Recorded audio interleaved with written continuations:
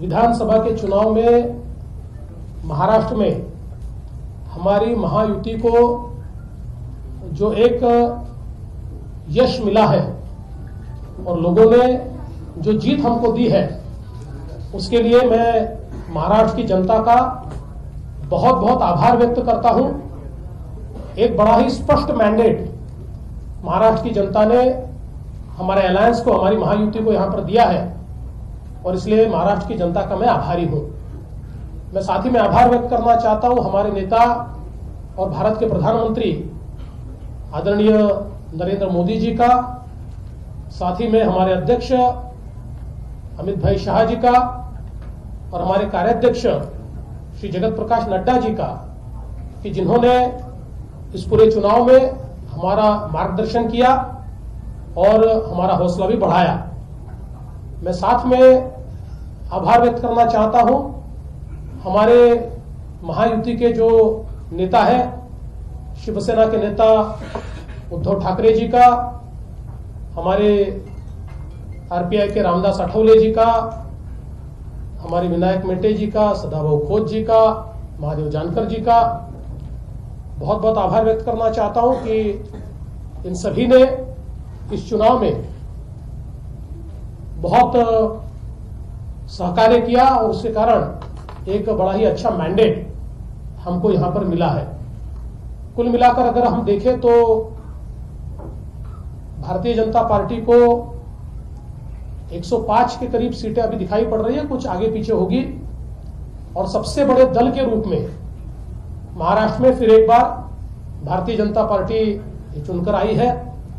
हमारे साथ में हमारे गठबंधन के लोग, शिवसेना, ये सारे, हम सभी को अच्छी सीटें मिली है। ये बात सही है कि पिछले बार से कुछ सीटें हमको कम मिली है, लेकिन अगर हम देखें तो पिछले समय महाराष्ट्र में भारतीय जनता पार्टी 260 सीटें लड़ी थी और हमारी 122 सीटें आई थी। इस बार हम 150 सीटें लड़े और हमारे साथी 14 सीटें लड़े हैं और हमारी 105 सीटें आई है। इसका मतलब यह है कि पिछले समय हमारा स्ट्राइक रेट ये 47% था, 47%। अब हमारा स्ट्राइक रेट ये 70% है, 70% है। जितनी सीटें हम लड़े उसमें से 70% सीटों पर हमने विजय हासिल की है।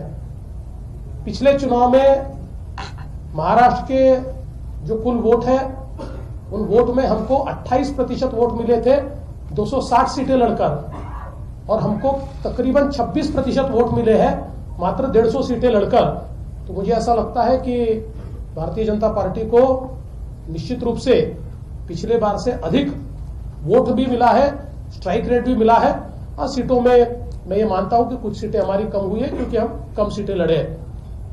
कुल मिलाकर अगर हम देखें तो जनता ने बड़ा डिसाइसिव इस प्रकार का मैंडेट दिया है। जनता को हमसे अपेक्षाएं है और मैं विश्वास के साथ कहता हूं कि इन अपेक्षाओं को आने वाले 5 वर्षों में हम निश्चित रूप से पूरा करेंगे। जहां तक हमारे अपोजिशन का सवाल है, तो हमारी सीटें कुछ कम हुई है, लेकिन अपोजिशन की कोई बहुत ज्यादा सीटें बढ़ी है ऐसी परिस्थिति भी दिखाई नहीं पड़ती। मूल रूप से बड़े पैमाने पर जो हमारे यहां पर कुछ लोगों ने खिलाफत की थी, कुछ लोग ऑफिशियल कैंडिडेट के खिलाफ लड़े थे, कुछ शिवसेना से भी लड़े थे, कुछ बीजेपी से भी लड़े थे, कुछ उनके खिलाफ लड़े थे, कुछ हमारे खिलाफ लड़े थे।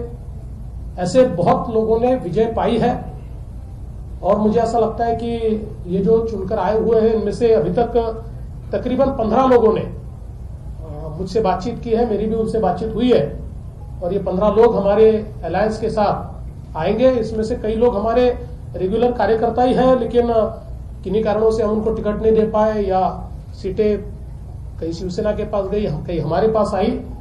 तो ऐसे में ये लोग चुनकर आए हैं, ये सारे लोग हमारे साथ रहेंगे। तो मैं ऐसा मानता हूं कि एक बड़ा डिसाइसिव इस प्रकार का हमारा मैंडेट होगा। एक महाराष्ट्र में अगले 5 साल के लिए मजबूत सरकार हम देंगे।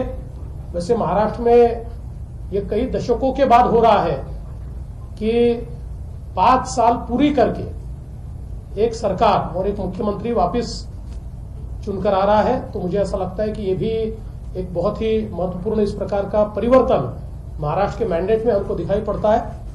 मैं महाराष्ट्र की जनता का बहुत बहुत आभार व्यक्त करता हूं और फिर एक बार हम सभी की ओर से महाराष्ट्र की जनता के जनादेश को स्वीकृत करते हुए उनका आभार व्यक्त करते हुए उनको आश्वस्त करना चाहता हूं कि एक उनकी जो अपेक्षाएं है उन अपेक्षाओं पर हमारी सरकार खरी उतरेगी।